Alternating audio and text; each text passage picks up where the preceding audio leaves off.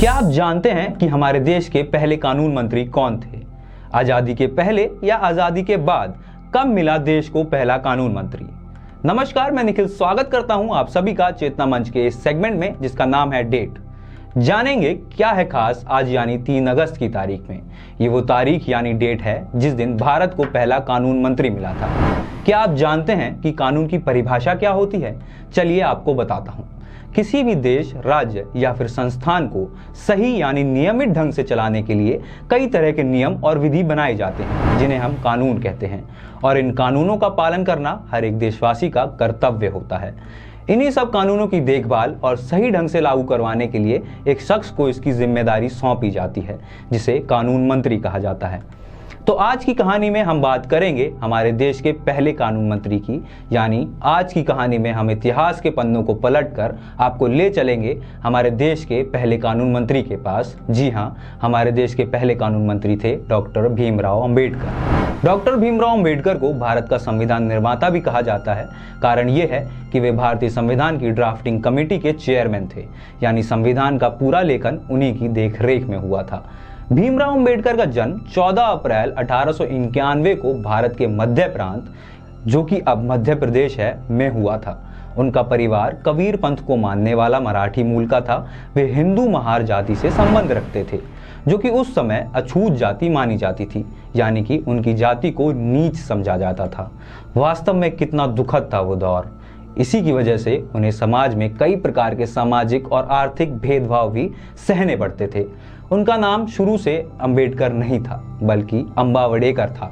दरअसल उनके एक ब्राह्मण शिक्षक थे, यानी कि टीचर थे, कृष्ण केशव अंबेडकर, जो कि डॉक्टर भीमराव अंबेडकर से बेहद लगाव रखते थे। उन्होंने उनके नाम से अंबावडेकर हटाकर अपना उपनाम अंबेडकर उन्हें दे दिया। 15 साल की छोटी सी उम्र में उनकी शादी रमाबाई नाम की एक युवती से कर दी गई। साल 1897 में उनका पूरा परिवार मुंबई चला गया, जहां उन्होंने हाई स्कूल की शिक्षा भी प्राप्त की। साल 1912 में उन्होंने मुंबई यूनिवर्सिटी से अर्थशास्त्र और राजनीतिक विज्ञान में बीए की डिग्री प्राप्त की और बड़ौदा राज्य सरकार के साथ काम करने लग गए। इस स्तर की शिक्षा प्राप्त करने वाले वे अपनी जाति के केवल पहले व्यक्ति थे। छुआछूत और सामाजिक भेदभाव से तंग आकर साल 1956 में ही उन्होंने बौद्ध धर्म अपना लिया था।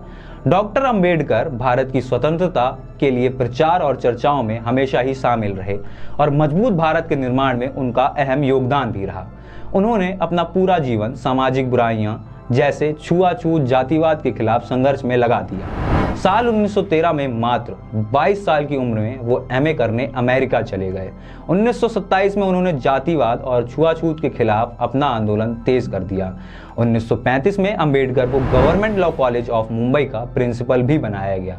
वर्ष 1936 में डॉक्टर भीमराव अंबेडकर ने कांग्रेस और उसके कुछ नेताओं से मतभेदों के कारण एक पार्टी का गठन किया, जिसका नाम रखा गया स्वतंत्र लेबर पार्टी। इस पार्टी ने वर्ष 1937 में विधानसभा चुनावों में 13 सीटें भी जीती थीं।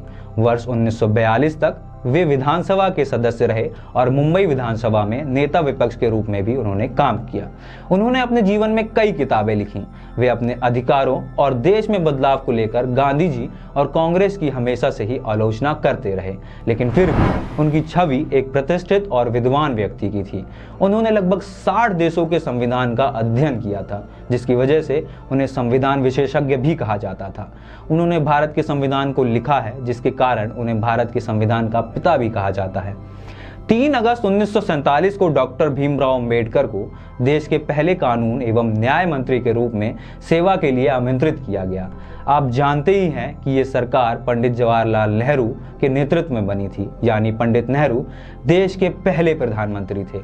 उनकी शुरू से ही डॉक्टर अंबेडकर से नहीं बनती थी। फिर भी नेहरू कैबिनेट में उनकी महत्वता का अंदाजा इस बात से लगाया जा सकता है कि नेहरू हमेशा कहते थे, doctor Ambedkar is one of the jewel in my cabinet. दरअसल सच ये है कि देश के दलित वर्ग को दलित हितैषी का संदेश देने के मकसद से डॉक्टर अंबेडकर को कानून मंत्री बनाया गया था।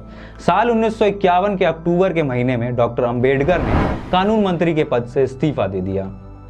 उनके इस इस्तीफे के पीछे हिंदू कोड बिल, कश्मीर की धारा 370 का मामला और फॉरेन पॉलिसी जैसे कई मुद्दे थे जिनसे वे नेहरू के खिलाफ थे। खैर, ये तो सब राजनीतिक बातें हैं, इसमें हम नहीं पड़ते।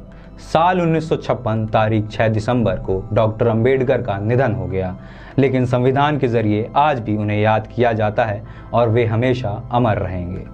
आज की डेट में इतना ही। मिलता हूं दोस्तों आपसे अगली डेट पर। अपना ख्याल रखिएगा।